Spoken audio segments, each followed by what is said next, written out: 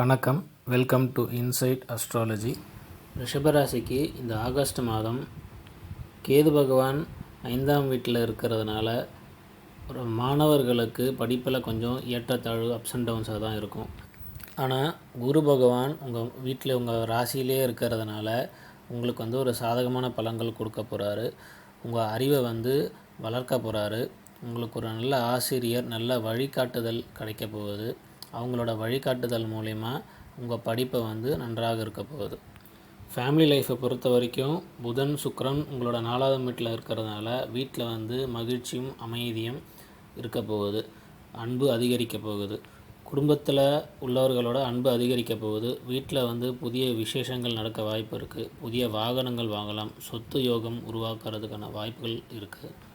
ரிலேஷன்ஷிப்பில் இருக்கிறவங்க, husband and ஒய்ஃபாக இருக்கட்டும், லவ் அஃபேர்ஸில் இருக்கிறவங்களாக இருக்கட்டும், உங்களுக்குள்ளே இருக்கிற ரிலேஷன்ஷிப்போட ரெஸ்பான்சிபிலிட்டி தெரிஞ்சு நீங்கள் பேசணும், பழகணும்.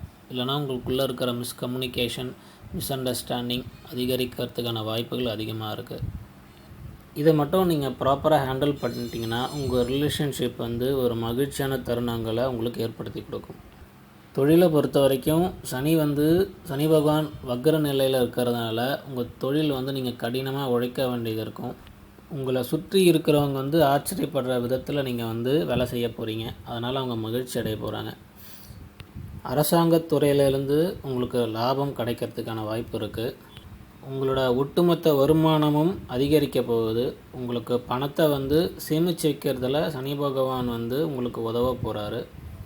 நீங்கள் உங்கள் வருமானத்தை சரியான முறையில் சேமித்து வச்சு அதை நீங்கள் பயன்படுத்திங்கன்னா அது உங்களுக்கு நன்மை அடைக்கும். உங்களோட பணத்தை வீட்டு ஆடம்பர பொருட்களுக்கு, வீட்டை அலங்கரிக்கிறதுக்கு, இது தொடர்பான செலவுகளை கொஞ்சம் கம்மி பண்ணுறது நல்லது.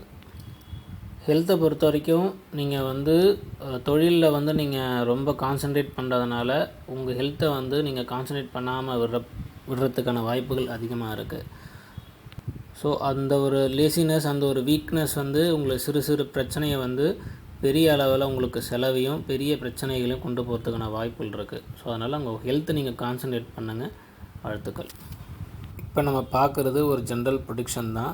நீங்கள் கிளியராக ஒன்று புரிஞ்சிக்கணும். உங்கள் பர்த் சார்ட்டில் உங்கள் டேட் ஆஃப் பர்த், டைம், பிளேஸை வச்சு உங்கள் சார்ட்டில் கிரகங்கள் எந்த நிலையில் இருக்கும் போது நீங்கள் பிறந்தீங்க, உங்கள் பர்த் சார்ட்டில் இருக்கிற பிளானிட்டரி பொசிஷனை வச்சு இப்போ நடக்கிற பொசிஷனையும் கம்பேர் பண்ணி பார்க்கணும், மர்ஜ் பண்ணி பார்க்கணும். அப்போ தான் உங்களுக்கு ஒரு கிளியர் அண்டர்ஸ்டாண்டிங் வரும். உங்கள் பர்த் சார்ட்டில் யோகா தசை நடக்குதா, பாவ தசை நடக்குதா, இல்லை நியூட்ரலாக இருக்கா, என்ன புத்தி நடக்குது அப்படிங்கிறத வச்சு நம்ம கால்குலேட் பண்ணணும். அதில் நம்ம நெகட்டிவை எப்படி கண்ட்ரோல் பண்ணுறது, பாசிட்டிவை எப்படி நம்ம இன்க்ரீஸ் பண்ணுறது அப்படிங்கிறத ஒரு அண்டர்ஸ்டாண்டிங் வந்தால் தான் உங்களுக்கு இந்த அஸ்ட்ராலஜி ப்ரெடிக்ஷன் உங்களுக்கு கிளியராக இருக்கும். வாழ்த்துக்கள்.